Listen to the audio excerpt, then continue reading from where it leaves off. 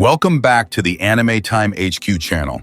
Today's video is one of the most intriguing and dangerous figures in the human alliance, King Lifefall.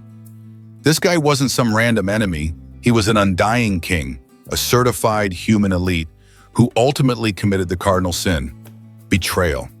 We need to know who King Lifefall was, what led his powerful mind down the path of treason against Luo Feng and his entire species, and why his decision was driven by envy and cold calculation. Crucially, we are framing this story strictly within the context of the early arcs, where Luo Feng's power is still burgeoning and King Lifefall's hatred is being forged. Get ready, because the greatest threats often wear the same uniform as you. Okay, without further ado, let's dive right into the story. Don't forget to like, comment, and subscribe. Let's dive in. Let's start with the man himself. King Lifefall was a big deal. We're talking about an Undying King, a tier of power so high that most warriors in the cosmos will never even catch a glimpse of it. To reach this level, you must possess extraordinary talent and have mastered fundamental laws, often over thousands of years of grueling cultivation. Lifefall didn't get his power handed to him. He earned it through immense struggle. His status was further cemented by his membership in the Primal Region of the Virtual Universe Company. This meant he was considered a top-tier prospect with a high chance of becoming a Universe Knight, a Venerable. He enjoyed vast resources, access to ancient techniques, and the respect of his peers. He had achieved the ultimate stability and superiority within the human alliance. To be more specific, Lifefall was known for his incredible understanding of spatial laws. His domain and his techniques were built around crushing opponents with the raw power of space distortion, hence his name. He was a master of high-level fighting methods that required incredible precision and intellect. This wasn't a brute force warrior. This was a cerebral combatant. He was one of the most intellectually respected Undying Kings, which only served to further inflate his sense of personal worth and his belief that he was an indispensable pillar of the Virtual Universe Company. Here's the thing. Lifefall's ego was fundamentally built on this established status. He had fought his way up the cosmic ladder rung by rung, and every rung earned him the right to look down on others. He believed that the system worked and that his place at the top was earned and permanent. His confidence was immense, but it was fragile, resting entirely on the notion that he was one of the fastest, one of the most talented, and one of the most destined figures in human history. But as we know, the cosmos loves a good shock, and Luo Feng was an entire cosmic earthquake. Lifefall's world started to crumble the moment Luo Feng was deemed a Primal Region member. Think about the psychological impact. Lifefall spent millennia fighting for his seat at the top table. Luo Feng, a young domain lord from a remote, undeveloped planet on Earth, arrived and was instantly granted that exact same seat, status without seniority. This was the ultimate insult, but it wasn't the main cause of the betrayal. It was the catalyst for the fear. Lifefall, being a master calculator, didn't just feel resentment, he ran the numbers. Luo Feng's unprecedented speed in the Primal Chaos City Trial Tower, his mastery of the Beast God path, and the absurd rate at which he absorbed knowledge all pointed to one terrifying conclusion. Luo Feng would eventually surpass every single one of his peers. Lifefall realized that by staying in the human alliance, he wasn't just competing with Luo Feng, he was facing obsolescence. The VUC is purely meritocratic.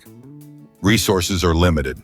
The top-tier resources he depended on would inevitably be diverted to Luo Feng, the better investment. Status is relative. When Luo Feng reaches a Universe Knight, Lifefall, and Undying King would become nothing more than a glorified servant.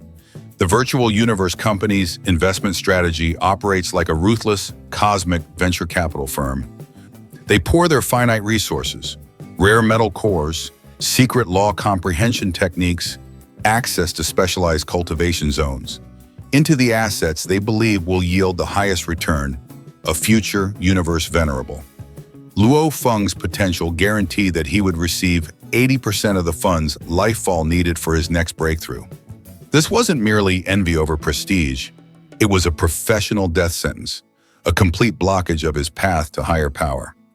The prospect of being relegated from an elite Undying King to a footnote in Luo Feng's epic saga was unbearable. It shattered his ego and created a deep, festering belief that he needed to escape Luo Feng's shadow entirely. The betrayal of King Lifefall was not an emotional outburst like Jili's jealousy. It was a cold, strategic pivot. Lifefall's immense ambition became poisoned by his envy, leading him to believe that the human race could no longer satisfy his need for ultimate power. He saw the human alliance as a sinking ship because of Luo Feng. His strategy was simple but devastating: trade secrets for power. This is the crucial difference between him and King Jili. Jili was a jealous bully who wanted to publicly humiliate Luo Feng, but he was still fundamentally loyal to humanity. Lifefall, however, was the ultimate pragmatist. He looked at Jili's rage and realized it was inefficient. Lifefall didn't want Luo Feng to lose a duel. He wanted Luo Feng to be erased from the playing field, and he was willing to pay the highest price to achieve that safety for himself. Lifefall was a traitor by design. Jili was merely an arrogant rival. Lifefall had two immense assets: his powerful Undying King combat skill and his deep knowledge of the VUC's defense protocols, training methods, and key personnel. He calculated that these assets were exponentially more valuable to a hostile, non-human organization than they were to a VUC that now valued Luo Feng above all else. The motive was raw opportunism, guaranteed advancement. A non-human organization would immediately grant him high status and the resources necessary to bypass the virtual universe, company's slow, merit-based climb, especially the climb he would have to endure under Luo Feng's watchful eye. Ultimate status preservation. By joining the enemy, he wouldn't just maintain his status, he'd instantly become a highly valued strategic asset, securing a position of power and prestige that Luo Feng couldn't touch. At least not yet. The very notion of loyalty to his species meant nothing when weighed against the fear of personal insignificance. Lifefall chose the path of the traitor to secure his personal destiny, fully knowing the blood price that would be paid by humanity. Lifefall's path is sealed. Every new success of Luo Feng, every record broken, every high-level master he acquires only pushes Lifefall further toward the edge. He's quietly gathering intelligence, observing vulnerabilities, and making his arrangements with the enemy while maintaining the facade of a loyal Undying King. We must understand the sheer, terrifying gravity of an Undying King's betrayal. This wasn't just one warrior leaving, it was an encyclopedia of human weaknesses walking straight into the enemy's camp.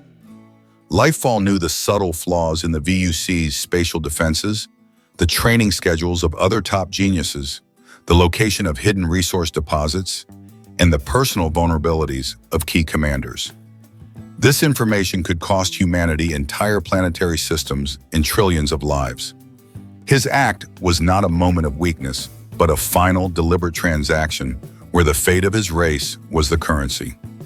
The narrative establishes King Lifefall as a potential traitor precisely because his calculating nature makes him vulnerable to the lure of external power when his internal status is threatened. He is the ultimate example of a genius whose ambition outweighs his morality and loyalty to his species. There you have it, the definitive reason why King Lifefall became the Viper. He wasn't strong enough to surpass Luo Feng, so he tried to ensure Luo Feng's downfall by joining the enemy. His story is a chilling reminder that the greatest threats often come from the deepest reservoirs of wounded pride. What do you think was the most valuable secret King Lifefall sold to the foreign races? Was it virtual universe company defense protocols? Or intelligence on other human geniuses? Drop your spoilers and theories in the comments. Don't forget to like, subscribe, and tell me which cosmic spoiler you want next. Thank you for watching until the end, and I'll see you in the next universe. Bye.